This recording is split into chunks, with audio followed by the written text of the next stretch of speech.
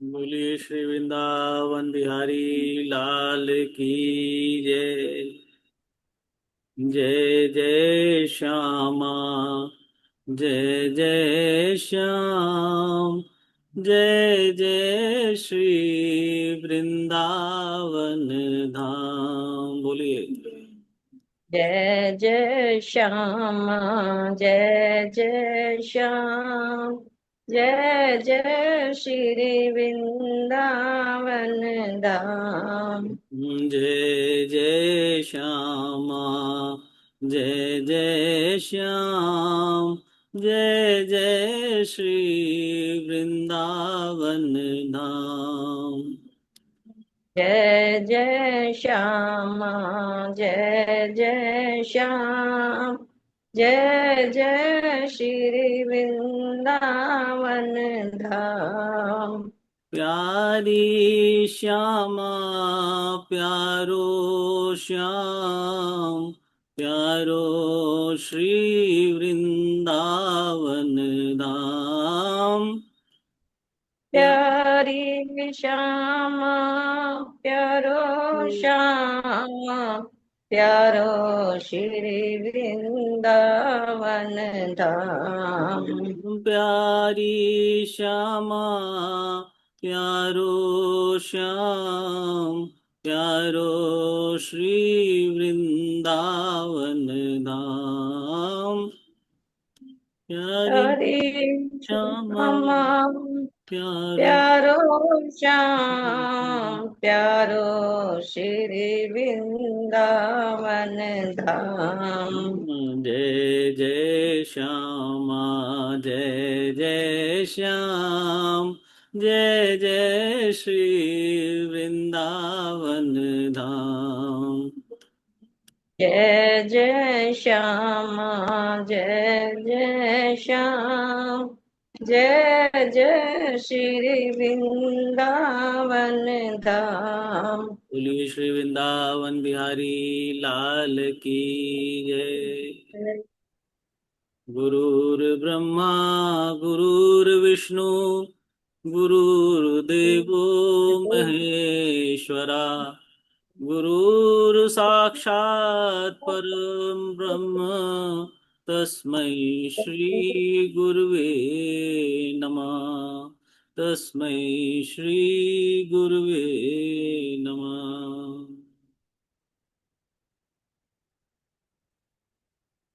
बोलिए श्री वृंदावन बिहारी लाल की जय। जैसा कि हम सभी जानते हैं, आप लोग जानते हैं कि हमारा एकादश स्कंद का आज 26वां अध्याय है। अध्याय का नाम है पुरूरवा की वैराग्योक्ति। भगवान श्री कृष्ण कहते हैं, उद्धव जी, यह मनुष्य शरीर मेरे स्वरूप ज्ञान की प्राप्ति का है, मेरी प्राप्ति का मुख्य साधन है। इसे पाकर जो मनुष्य सच्चे प्रेम से मेरी भक्ति करता है, वह अंतःकरण में स्थित मुझसे आनंद स्वरूप परमात्मा को प्राप्त कर लेता है। जीवों की सभी योनियां, सभी गतियां त्रिगुणमयी हैं। जीव ज्ञान निष्ठा के द्वारा उनसे सदा के लिए मुक्त हो जाता है। सत्व रज आदि गुण जो दिख रहे हैं, वे वास्तविक नहीं हैं, माया मात्र हैं। ज्ञान हो जाने के बाद पुरुष उनके बीच में रहने पर भी, उनके द्वारा व्यवहार करने पर भी उनसे बंधता नहीं है। इसका कारण यह है कि उन गुणों की वास्तविक सत्ता ही नहीं है। साधारण लोगों को इस बात का ध्यान रखना चाहिए कि जो लोग विषयों के सेवन और उदर पोषण में ही लगे हुए हैं, उन असत पुरुषों का संग कभी ना करें, क्योंकि उनका अनुगमन करने वाले पुरुष की वैसी ही दुर्दशा होती है जैसे अंधे के सहारे चलने वाले अंधे की। उसे तो घोर अंधकार में ही भटकना पड़ता है। हे उद्धव जी, पहले तो परम यशस्वी सम्राट इलानंदन पूर्वा उर्वशी के विरह से अत्यंत बेसुध हो गया था। अब भगवान कृष्ण कथा शुरू कर रहे हैं पूर्वा की। पहले तो वह परम यशस्वी सम्राट ईलानंदन पूर्वा उर्वशी के विरह से अत्यंत बेसुध हो गया था। पीछे शोक हट जाने पर उसे बड़ा वैराग्य हुआ और तब उसने यह गाथा गाई। राजा पुरवा नग्न होकर पागल की भांति अपने को छोड़कर भागती हुई उर्वशी के पीछे अत्यंत विह्वल होकर दौड़ने लगा और कहने लगा, हे देवी, निष्ठुर हृदय, थोड़ी देर ठहर तो जा, भाग मत। उर्वशी ने उनका चित्त आकृष्ट कर लिया था। उन्हें तृप्ति नहीं हुई थी। वे शुद्र विषयों के सेवन में इतने डूब गए थे कि उन्हें वर्षों की रात्रियां ना जाती मालूम पड़ी और ना ही आती हुई। पूर्वा ने कहा, हाय हाय, भला मेरी मूढ़ता तो देखो। काम वासना ने मेरे चित्त को कितना कलुषित कर दिया। उर्वशी ने अपनी बाहों से मेरा ऐसा गला पकड़ा कि मैंने आयु के न जाने कितने वर्ष खो दिए। ओह, विस्मृति की भी एक सीमा होती है। हाय हाय, इसने मुझे लूट लिया। सूर्य अस्त हो गया, यह उदित हुआ, यह भी मैं ना जान सका। बड़े खेद की बात है कि बहुत से वर्षों के दिन पर दिन बीतते चले गए, मुझे मालूम तक ना पड़ा। अहो आश्चर्य है, मेरे मन में इतना मोह बढ़ गया जिसने नरदेव शिखामणि चक्रवर्ती सम्राट मुझ पुरवा को भी स्त्रियों का क्रीड़ा मृग खिलौना बना दिया। देखो, मैं प्रजा को मर्यादा में रखने वाला सम्राट हूँ। वे मुझे और मेरे राजपाट को तिनके की तरह छोड़कर जाने लगी और मैं पागल होकर नंगा धड़ंगा रोता बिलखता उस स्त्री के पीछे दौड़ पड़ा। हाय हाय, यह भी कोई जीवन है। मैं गधे की तरह दुलत्तियां सहकर भी स्त्री के पीछे पीछे दौड़ता रहा। फिर मुझ में प्रभाव, तेज और स्वामित्व भला कैसे रह सकता था। स्त्री ने जिसका मन चुरा लिया उसकी विद्या व्यर्थ है। उसे तपस्या, त्याग और शास्त्राभ्यास से भी कोई लाभ नहीं। और इसमें संदेह नहीं कि उसका एकांत सेवन और मौन भी निष्फल है। मुझे अपनी ही हानि लाभ का पता नहीं, फिर भी अपने को बहुत बड़ा पंडित मानता हूं। मुझ मूर्ख को धिक्कार है। हाय हाय, मैं चक्रवर्ती सम्राट होकर भी गधे और बैल की तरह स्त्री के फंदे में फंस गया। मैं वर्षों तक उर्वशी के होठों की मादक मदिरा पीता रहा, पर मेरी काम वासना तृप्त ना हुई। सच है, कहीं आहुतियों ने से अग्नि की तृप्ति होती है। उस उल्टा ने मेरा चित्त चुरा लिया। आत्मा राम, जीवन मुक्तों के स्वामी, इंद्रियातीत भगवान को छोड़कर और ऐसा कौन है जो मुझे उसके फंदे से निकाल सके। उर्वशी ने तो मुझे वैदिक सूक्त के वचनों द्वारा यथार्थ बात कहकर समझाया भी था, परंतु मेरी बुद्धि ऐसी मारी गई कि मेरे मन का वह भयंकर मोह तब भी मिटा नहीं। जब मेरी इंद्रियां ही मेरे हाथ के बाहर हो गईं, तब मैं समझता भी कैसे। जो रस्सी के स्वरूप को ना जानकर उसमें सर्प की कल्पना कर रहा है और दुखी हो रहा है, रस्सी से उसका क्या बिगड़ा है। इस प्रकार इस उर्वशी ने भी हमारा क्या बिगाड़ा, क्योंकि स्वयं मैं ही अजितेंद्रिय होने के कारण अपराधी हूं। कहाँ तो यह मैला कुचैला दुर्गंध से भरा अपवित्र शरीर, और कहाँ सुकुमारता, पवित्रता, सुगंध आदि पुष्पोचित गुण। परंतु मैंने अज्ञानवश असुंदर में सुंदर का आरोप कर लिया। यह शरीर माता पिता का सर्वस्व अथवा पत्नी की संपत्ति है क्या? यह स्वामी की मोल ली हुई वस्तु है, आग का ईंधन है, अथवा कुत्ते और गधों का भोजन है? इसे अपना कहें अथवा सुहृद संबंधियों का कहें, बहुत सोचने विचारने पर भी कोई निश्चय नहीं होता। यह शरीर मल मूत्र से भरा हुआ अत्यंत अपवित्र है। इसका अंत यही है कि पक्षी खाकर विष्ठा कर दें, इसके सड़ जाने पर इसमें कीड़े पड़ जाएं, अथवा जला देने पर यह राख का ढेर हो जाए। ऐसे शरीर पर लोग लट्टू हो जाते हैं और कहने लगते हैं, अहो, इस स्त्री का मुखड़ा कितना सुंदर है, नाक कितनी सुगढ़ है, और मंद मंद मुस्कान कितनी मनोहर है। ये शरीर त्वचा, मांस, रुधिर, स्नायु, मेदा, मज्जा और हड्डियों का ढेर ही तो है, और मलमूत्र तथा पीप से भरा हुआ है। यदि मनुष्य इसमें रमता है तो मल मूत्र के कीड़ों में और उसमें अंतर ही क्या है। इसलिए अपनी भलाई समझने वाले विवेकी मनुष्य को चाहिए कि स्त्रियों और स्त्री लंपट पुरुषों का संग ना करें। विषय और इंद्रियों के संयोग से ही मन में विकार होता है, अन्यथा विकार का कोई अवसर ही नहीं है। जो वस्तु कभी देखी या सुनी नहीं गई है, उसके लिए मन में विकार नहीं होता। जो लोग मन विषयों के साथ इंद्रियों का सहयोग नहीं होने देते, उसका मन अपने आप निश्चल होकर शांत हो जाता है। अतः वाणी, कान और मन आदि इंद्रियों से इन स्त्रियों और स्त्री लंपटों का संग कभी नहीं करना चाहिए। मेरे जैसे लोगों की तो बात ही क्या, बड़े बड़े विद्वानों ने के लिए भी अपनी इंद्रियां और मन विश्वसनीय नहीं है। अब भगवान यहाँ पर उद्धव जी से कहते हैं, हे उद्धव, राज राजेश्वर पूर्वा के मन में जब इस तरह के उद्गार उठने लगे, तब उसने उर्वशी लोक का परित्याग कर दिया। अब ज्ञानोदय हो गया होने के कारण उसका मोह जाता रहा, और उसने अपने हृदय में ही आत्म स्वरूप से मेरा साक्षात्कार कर लिया, और वह शांत भाव में स्थित हो गया। इसलिए बुद्धिमान पुरुष को चाहिए कि पूर्वा की भांति कुसंग छोड़कर सत्पुरुषों का संग करे। संत पुरुष अपने सद उपदेशों से उसके मन की आसक्ति नष्ट कर देंगे।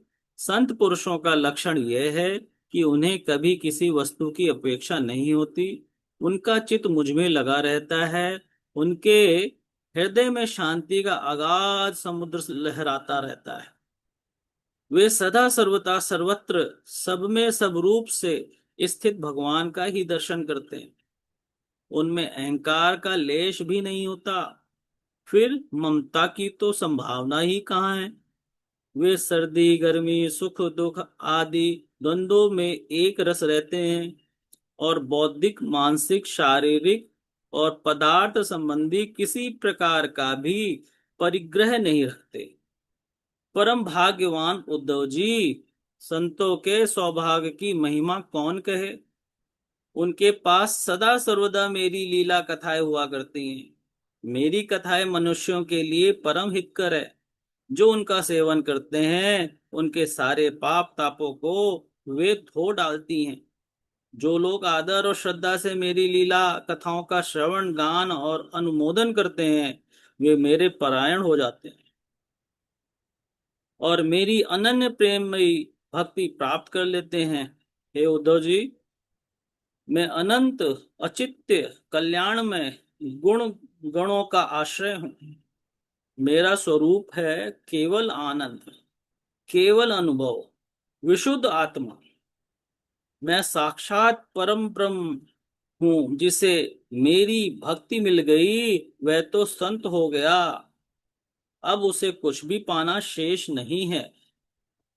उनकी तो बात ही क्या, जिसने उन संत पुरुषों की शरण ग्रहण कर ली, उसकी भी कर्ज, जड़ता, संसार भय और अज्ञान आदि सर्वथा निवृत्त हो जाते हैं। भला जिसने अग्नि भगवान का आश्रय ले लिया, उसे शीत, भय अथवा अंधकार का दुख हो सकता है? कतई नहीं। जो इस घोर संसार सागर में डूब उतरा उतरा रहा है, उनके लिए ब्रह्मवेत्ता और शांत संत ही एकमात्र आश्रय हैं। जैसे जल में डूब रहे लोगों के लिए दृढ़ नौका नौका, जैसे अन्न से प्राणियों के प्राण की रक्षा होती है, जैसे मैं ही दीन दुखियों का परम रक्षक हूँ, जैसे मनुष्य के लिए परलोक में धर्म ही एकमात्र पूंजी है, वैसे ही जो लोग संसार से भयभीत हैं उनके लिए संत जन ही परम आश्रय हैं।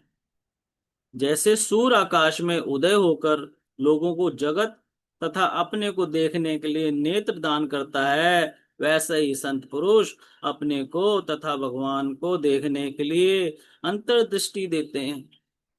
संत अनुग्रहशील देवता हैं, संत अपने हितैषी सुहृद हैं, संत अपने प्रियतम आत्मा हैं, और अधिक क्या कहूं, स्वयं मैं ही संत के रूप में विद्यमान हूं। भगवान अपने आप को कह रहे हैं। प्रिय उद्धव, आत्म साक्षात्कार होते ही इलानंदन पूर्वा को उर्वशी के लोक की स्पृहा न रही। उसकी सारी आसक्तियां मिट गईं और वह आत्माराम होकर स्वच्छंद रूप से इस पृथ्वी पर विचरण करने लगा। श्रीमन नारायण नारायण, श्रीमन नारायण नारायण नारायण, बद्री नारायण नारायण, बद्री नारायण नारायण नारायण। इति श्रीमद्भागवते महापुराणे पारमहंस्यां संहितायाम् एकादश स्कंदे षड्विंशो विंशोऽध्याय।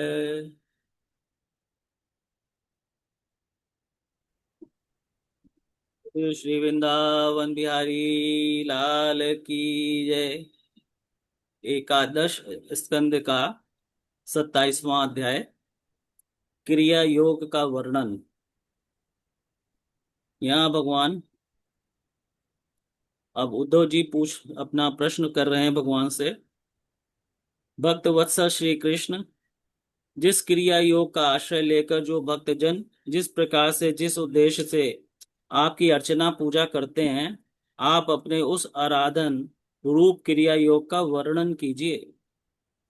देवर्षि नारद, भगवान व्यासदेव और आचार्य बृहस्पति आदि बड़े बड़े ऋषि मुनि यह बात बार बार कहते हैं कि क्रिया योग के द्वारा आपकी आराधना ही मनुष्यों के परम कल्याण की साधना है। यह क्रिया योग पहले पहल आपके मुखारविंद से ही निकला है। आप से ही ग्रहण करके इसे ब्रह्मा जी ने अपने पुत्र भृगु आदि महर्षियों को और भगवान शंकर ने अपनी अर्धांगिनी भगवती पार्वती जी को उपदेश किया था। मर्यादा रक्षक प्रभो, यह क्रिया योग ब्राह्मण क्षत्रिय आदि वर्णों और ब्रह्मचारी गृहस्थ आदि आश्रमों के लिए भी परम कल्याणकारी है। मैं तो ऐसा समझता हूँ कि स्त्री शूद्रादि के लिए भी यही श्रेष्ठ सबसे श्रेष्ठ साधना पद्धति है। हे कमल नयन श्याम सुंदर, आप शंकर आदि जगदीश्वरों के भी ईश्वर हैं और मैं आपके चरणों का प्रेमी भक्त हूँ। आप कृपा करके मुझे ये कर्म बंधन से मुक्त करने वाली विधि बतलाइए। भगवान श्री कृष्ण अब कह रहे हैं, हे उद्धव जी, कर्म कांड का इतना विस्तार है, उसकी कोई सीमा नहीं है। इसलिए मैं उसे थोड़े में ही पूर्वारूप क्रम से विधि पूर्वक वर्णन करता हूं। मेरी पूजा की 3 विधियां हैं, वैदिक, तांत्रिक और मिश्रित। इन तीनों में से मेरे भक्त को जो भी अपने अनुकूल जान पड़े उसी विधि से मेरी आराधना करनी चाहिए। पहले अपने अधिकारानुसार शास्त्रोक्त विधि से समय पर यज्ञोपवीत संस्कार के द्वारा संस्कृत होकर द्विजत्व प्राप्त करे, और श्रद्धा और भक्ति के साथ वह किस प्रकार मेरी पूजा करे इसकी विधि तुम मुझसे सुनो। भक्ति पूर्वक निष्कपट भाव से अपने पिता एवं गुरु रूप मुझ परमात्मा का पूजा की सामग्रियों के द्वारा मूर्ति में वेदी में अग्नि में, सूर्य में, जल में, हृदय में अथवा ब्राह्मण में, चाहे किसी में भी आराधना करें। उपासक को चाहिए कि प्रातः काल दातून करके पहले शरीर शुद्धि के लिए स्नान करे, फिर वैदिक और तांत्रिक दोनों प्रकार के मंत्रों से मिट्टी और भस्म आदि का लेप करके पुनः स्नान करे। इसके पश्चात वेदोक्त संध्या वंदना नित्य कर्म करने चाहिए। उसके बाद मेरी आराधना का ही सुदृढ़ संकल्प करके वैदिक और तांत्रिक विधियों से कर्म बंधनों से छुड़ाने वाली मेरी पूजा करे। मेरी मूर्ति 8 प्रकार की होती है: पत्थर की, लकड़ी की, धातु की, मिट्टी और चंदन आदि की। चित्रमयी, बालू कामयी, मनोमयी और मणिमयी, चल और अचल भेद से 2 प्रकार की प्रतिमा ही मुझ भगवान का मंदिर है। हे उद्धव जी, अचल प्रतिमा के पूजन में प्रतिदिन आह्वान और विसर्जन नहीं करना चाहिए। चल प्रतिमा के संबंध में विकल्प है, चाहे करे और चाहे ना करें। परंतु बालू कामयी प्रतिमा में तो आवाहन और विसर्जन प्रतिदिन करना ही चाहिए। मिट्टी और चंदन की तथा चित्रमयी प्रतिमाओं को स्नान न करवा करा के केवल मार्जन कर दें, परंतु और सबको स्नान कराना चाहिए। प्रसिद्ध प्रसिद्ध पदार्थों से प्रतिमा आदि में मेरी पूजा की जाती है, परंतु जो निष्काम भक्त हैं वो अनायास प्राप्त पदार्थों से और भावना मात्र से ही हृदय में मेरी पूजा कर ले। हे उद्धव जी, स्नान, वस्त्र, आभूषण आदि तो पाषाण अथवा धातु की प्रतिमा के पूजन में ही उपयोगी हैं। बालू का मई मूर्ति और मिट्टी की वेदी में पूजा करनी हो तो उसमें मंत्रों के द्वारा अंग और उसके प्रधान देवताओं की यथास्थान पूजा करनी चाहिए। तथा अग्नि में पूजा करनी हो तो कृत मिश्रित हवन सामग्रियों से आहुति देनी चाहिए। सूर्य को प्रतीक मानकर की जाने वाली उपासना में मुख्यतः अर्धदान और उपस्थान ही प्रिय हैं। जल में तर्पण आदि से मेरी उपासना करनी चाहिए। जब मुझे कोई भक्त हार्दिक श्रद्धा से जल भी चढ़ाता है तब मैं उसे बड़े प्रेम से स्वीकार करता हूँ। यदि कोई अभक्त मुझे बहुत सी सामग्रियों से निवेदन करता है तो भी मैं संतुष्ट नहीं होता। जब मैं भक्ति श्रद्धा पूर्वक समर्पित जल से ही प्रसन्न हो जाता हूँ तब गंध, पुष्प, धूप, दीप और नैवेद्य आदि वस्तुओं के समर्पण से तो कहना ही क्या। उपासक पहले पूजा की सामग्री इकट्ठी कर ले, फिर इस प्रकार कुश बिछाए कि उनके अगले भाग पूर्व की ओर रख रहे। तदंतर पूर्व या उत्तर की ओर मुंह करके पवित्रता से उन कुशों के आसन पर बैठ जाए। यदि प्रतिमा अचल हो तो उसके सामने ही बैठना चाहिए। इसके बाद पूजा कार्य प्रारंभ करें। पहले विधि पूर्वक अगन्यास, अंगन्यास और करन्यास कर लें। इसके बाद मूर्ति में मंत्र न्यास करें और हाथ से प्रतिमा पर से पूर्व समर्पित सामग्री हटाकर उसे पोंछ दें। इसके बाद जल से भरे हुए कलश और प्रोक्षण पात्र आदि की पूजा गंध पुष्प आदि से करें। प्रोक्षण पात्र के जल से पूजा सामग्री और अपने शरीर का प्रोक्षण कर लें। तदंतर पाद्य, अर्ध और आचमन के लिए 3 पात्रों में कलश में से जल भर कर रख लें और उसमें पूजा पद्धति के अनुसार सामग्री डालें।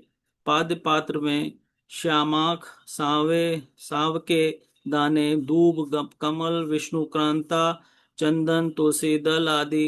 अर्ध पात्र में गंध, पुष्प, अक्षत, जौ, कुश, तिल, सरसों और धूप तथा आचमन पात्र में जायफल, लौंग आदि डाले। इसके बाद पूजा करने वाले को चाहिए कि तीनों पात्रों को क्रमशः हृदय मंत्र, शिरो मंत्र और शिखा मंत्र से अभिमंत्रित करके अंत में गायत्री मंत्र से तीनों को अभिमंत्रित करे। इसके बाद प्राणायाम के द्वारा प्राणवायु और भावनाओं द्वारा शरीरस्थ अग्नि के शुद्ध हो जाने पर हृदय कमल में परम सूक्ष्म और श्रेष्ठ दीप शिखा के समान मेरी जीवन कला का ध्यान करें। बड़े बड़े सिद्ध ऋषि मुनि ओमकार के आकार, ओकार, मकार, बिंदु और नाद, इन पांच कलाओं के अंत में उसी जीव कला का ध्यान करते हैं। वह जीवन जीव कला आत्म स्वरूपणी है। जब उसके तेज से सारा अंतःकरण और शरीर भर जाए, तब मानसिक उपचारों से मन ही मन उसकी पूजा करनी चाहिए। तदंतर तन्मय होकर मेरा आवाहन करे और प्रतिमा आदि में स्थापना करे, फिर मंत्रों द्वारा अंग न्यास करके उसमें मेरी पूजा करे। उद्धव जी, मेरे आसन में धर्म आदि गुणों और विमलता आदि शक्तियों की भावना करें, अर्थात आसन के चारों कोनों में धर्म, ज्ञान, वैराग और ऐश्वर्य रूप चार पाए हैं। अधर्म, अज्ञान, वैराग्य और अनैश्वर्य, ये चारों दिशाओं में डंडे हैं। सत्व, रज, तम रूप तीन पटरियों की बनी हुई पीठ है। उस पर विमला, उत्कर्षणी, ज्ञाना, क्रिया, योगा, प्रहरी, सत्या, ईशाना और अनुग्रह, ये 9 शक्तियां विराजमान हैं। उस आसन पर एक अष्टदल कमल है। उसकी कर्णिका अत्यंत प्रकाशमान है और पीली पीली केसरों की छटा निराली ही है। आसन के संबंध में ऐसी भावना करके पाद्य, आचमनीय और अर्ध आदि उपचार प्रस्तुत करें। तदंतर भोग और मोक्ष की सिद्धि के लिए वैदिक और तांत्रिक विधि से मेरी पूजा करें। सुदर्शन चक्र, पांचजन्य शंख, कौमोद की गदा, खंड, वाद्य, बाण, धनुष, हल, मूसल, इन 8 आयुधों की पूजा 8 दिशाओं में करें और कस्तूभ मणि, वैजंती माला तथा श्री वत्स चिन्ह की वक्ष स्थल पर यथास्थान पूजा करें। नंद सुनंदन, प्रचंड प्रचंड, महाबल, बल, कुमुद, कुमु कुमुदेक्षण, इन 8 पार्षदों की 8 दिशाओं में गरुण की सामने, दुर्गा, विनायक, व्यास और विश्व कृसेन की चारों कोनों में स्थापना करके पूजन करें। बाई और गुरु की और यथाक्रम पूर्वादि दिशाओं में इंद्रियादि 8 लोकपालों की स्थापना करके प्रोक्षण करें और दान आदि क्रम से उनकी पूजा करनी चाहिए। प्रिय उद्धव, यदि सामर्थ्य हो तो प्रतिदिन चंदन, खस, कपूर, केसर और गजा आदि सुगंधित वस्तुओं द्वारा सुवासित जल से मुझे स्नान कराएं और उस समय सुवर्ण धर्म इत्यादि स्वर्ण धर्मानुवाक, जितम ते पुंडरीकाक्षाय इत्यादि महापुरुष विद्या, सहस्त्र शीर्षा पुरुषः इत्यादि पुरुष सूक्त और इंद्रम नरो नेमुदिता हवंत इत्यादि मंत्रोक्त राज नादि साम गायन का पाठ भी करता रहे। मेरा भक्त वस्त्र, यज्ञोपवीत, आभूषण, पत्र, माला, गंध और चंदनादि से प्रेम पूर्वक यथावत मेरा श्रृंगार करे। उपासक श्रद्धा के साथ मुझे पाद्य, आचमन, चंदन, पुष्प, अक्षत, धूप, दीप आदि सामग्रियां समर्पित करे। यदि हो सके तो गुड़, खीर, घृत, पूड़ी, पुए, लड्डू, हलवा, दही और दाल आदि विविध विविध व्यंजनों का नैवेद्य लगावे।